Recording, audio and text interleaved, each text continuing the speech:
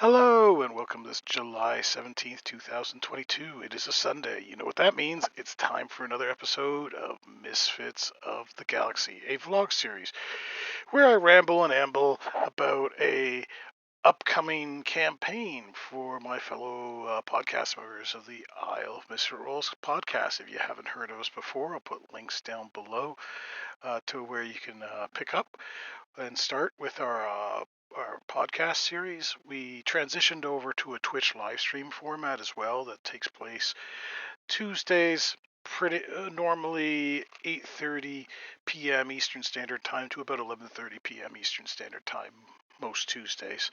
So if you're interested in checking us out, we have our content in multiple media formats, and we'd love to have you. With that, let's get on to it. This is the 29th episode of Misfits of the Galaxy vlog series. I have to admit, when I first started this as sort of, I guess you call it a New Year's resolution, I didn't expect to be getting this far into it. But lo and behold, uh, 29 episodes later, and I'm still going at it. Anyways, this last episode I was talking about, I was going through various classes and what subclasses I'm permitting and which subclasses I'm denying. So it's kind of restricting, obviously. I got from, I think it was all the way from Alchemist to Fighter. May have missed one or two there. I'll have to listen to my own episode. I think I missed the Binder and the Channeler, which are because the third party content I'm using for this campaign mostly is by Mage Press. I'll put links down below if you want to check them out. I think their content is excellent. Um, this is in no way sponsored. This vlog is in no way sponsored by them, but I want to give recognition where it's due.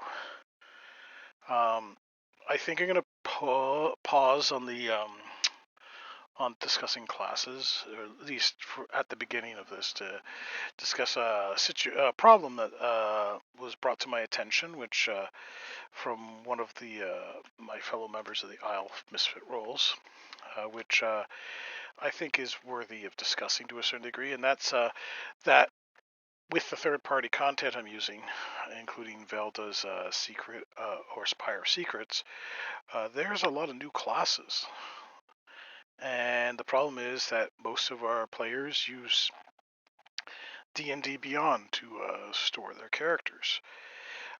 Normally, this wouldn't be a problem if we were just doing a standard D&D game like a Forgotten Realms or something like that. But one of the problems is that D&D Beyond does not allow you to make classes. Sure, certainly you can make a subclass for like a fighter or a wizard or even a race for that matter.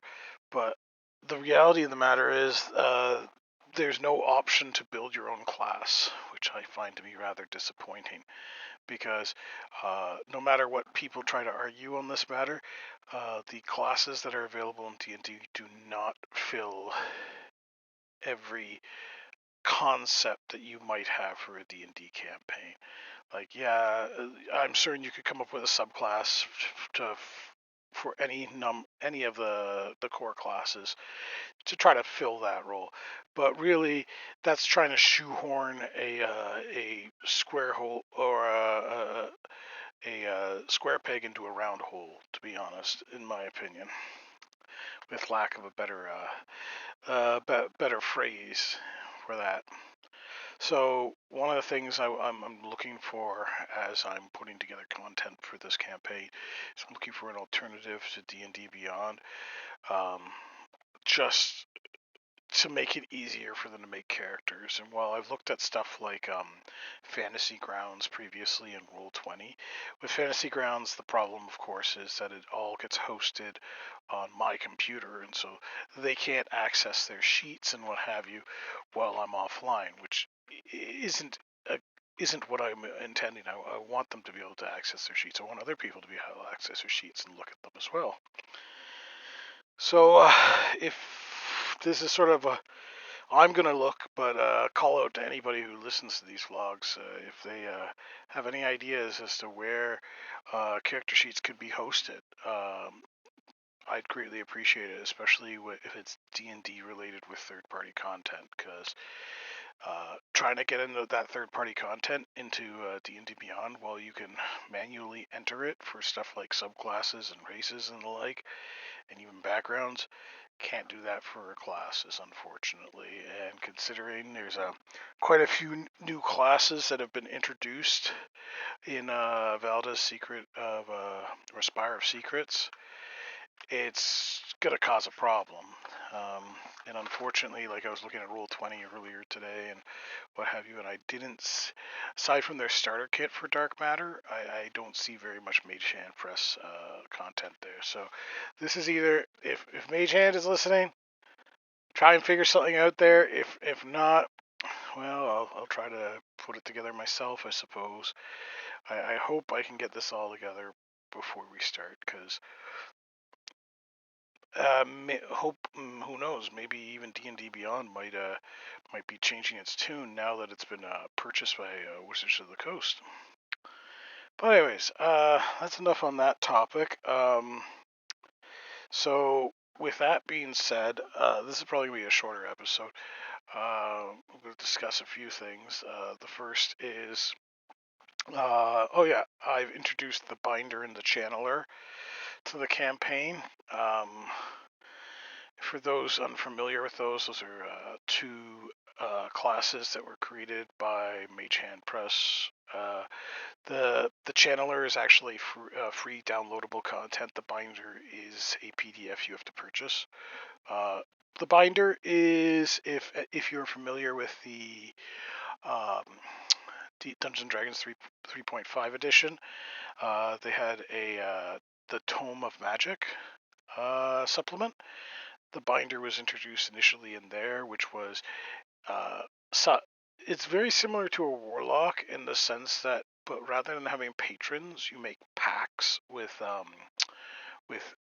powerful extraplanar entities, and you're basically bargaining to borrow a portion of their power for a certain period of time.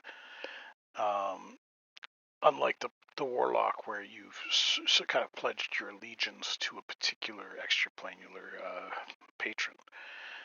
So there's a lot of possibilities when it comes to a binder with like what sort of packs they are making, and like one day they might be a reasonably good healer, while the next day they could be a bloodthirsty warrior, based on what extraplanar being they're drawing power from. I think it's a pretty cool idea, especially in a setting where the gods have a less important role in the verse at large.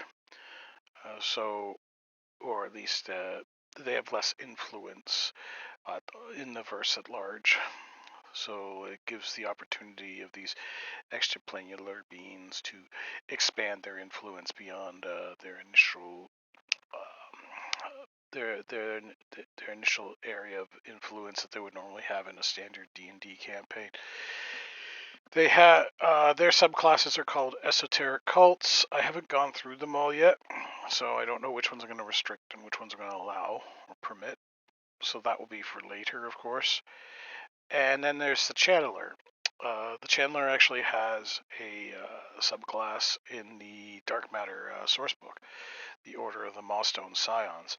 These are like psychic warriors, and I know that they introduced a Psi Warrior concept for the fighter in Tasha's Cauldron to Everything, but as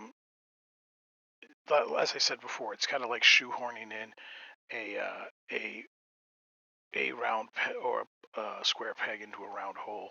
It doesn't necessarily work 100% of the time, and it doesn't work. Even if it doesn't work, it doesn't work well per se. So I think the channeler is just a little bit more refined when it comes to being a psychic warrior, and in many cases it reminds me an awful lot of a Jedi from Star Wars. So with that in mind, it's like I think I'm going to permit it as a class, and there aren't that many subclasses to choose from. The planar orders, they got like the Order of the Blink Knights, the Order of the Dimensional Magi, and the Order of the Mossstone Scions. I'm just going to permit them all because I have managed to look through all three of them, and I don't see any problems with any of the three subclasses available for the channeler. So with that, I could continue with my list, starting with the Gadgeteer, but rather than doing that, I think I'm going to discuss how I'm going to start the campaign, as well as a feat that's probably going to be of importance based off of that for those first few sessions. So the feat the first thing is the dragon marked races are being removed from the campaign. There are no dragon marks, so I know that we have ones for like the halfling, the dwarf, the orc, the human, elves, half elves, gnomes, you name it. Most of the core races. So all those have kind of been thrown out the window and said no, they're not going to be in this campaign because this isn't an Eberron campaign. So the the dragon marks don't really fit well with the setting. The exception to this is the feat, the aberrant dragon mark, which has been repurposed into the lesser mark of transcendence.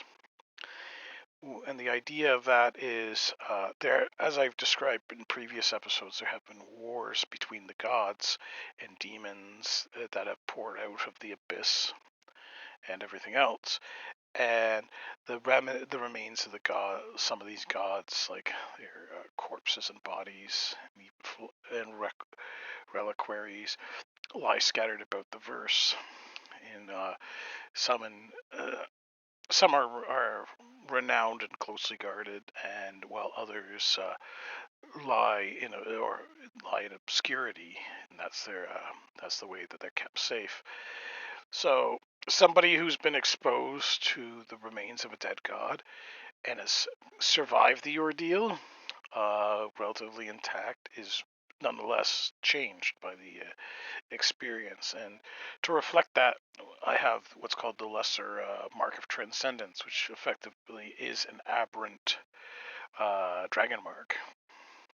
This is you've managed to, in some way, steal a little bit of divinity from that dead god, and now you have power. And I'm also even using the variant rule on the aberrant dragon mark, where when you hit 10th level, there's a 10% chance that you gain an epic boon from that dragon mark. In this case, it's a lesser mark of transcendence becoming a greater mark of transcendence. The epic boons being in the DMG, and supposedly supposed to normally be for a character over level 20, but you can get them at level 10 in theory if you roll lucky enough. The consequence of this action, of course, is that you lose a hit die permanently, along with all the hit points associated with it. But most people will find such a sacrifice a small pittance in comparison to the power that you will achieve as you effectively learn how to use that, I guess you could, that spark of divinity or godhood that you have managed to ferret away as your own, and you become more familiar with it, and you learn how to manipulate it more. Needless to say, this will make a lot of clerics and certain paladins none too impressed with you, and especially like those from the Aveira theocracy who would look at you as a heretic. But anyways, regardless, that's going to be a feat in the campaign. It's all written up now. It might be a reward on a certain one session or another. Who knows? And then, of course, the start of the campaign, I think I'm going to do something very similar to the first Guardians of the Galaxy movie, but in this case, I'm going to have a ship filled with like a smuggler / pirate ship, a band of outlaws aboard, making their way to a planet that is being torn apart by the gravitational pull of a black hole. And apparently there's a temple on this planet too that has stood the test of time up to this point. The civilization that have built it has long since died out. The captain of the ship paid quite handsomely or quite a lot for information on the whereabouts of a valuable reliquary that is located on this world in that temple. And the temple is still guarded by traps and other creature and other defenses. And the adventurers are going to go into that temple and retrieve the reliquary as their first job. How that fares, we'll find out, but I think it will give the opportunity for every character to be introduced and shine in some fashion or other. Like there will be traps and sealed doorways, construct possibly undead monsters to fight.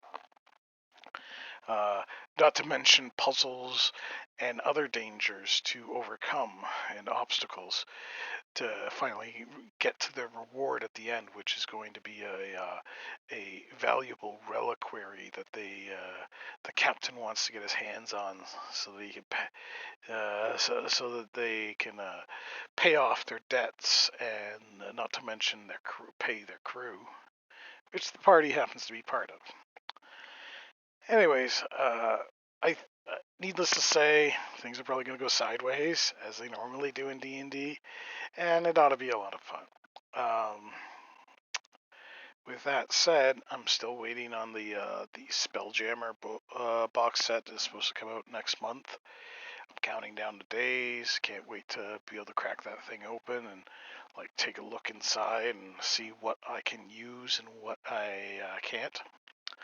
I hope that I hope that it helps me with streamlining a lot of my thoughts and ideas on Misfits of the Galaxy, but that has yet to be seen. Hopefully there will be a lot that I can use. But for now, I think I'm gonna wrap it up. It's like I said, it's a shorter episode. It's about just over 17 and a half minutes at this point.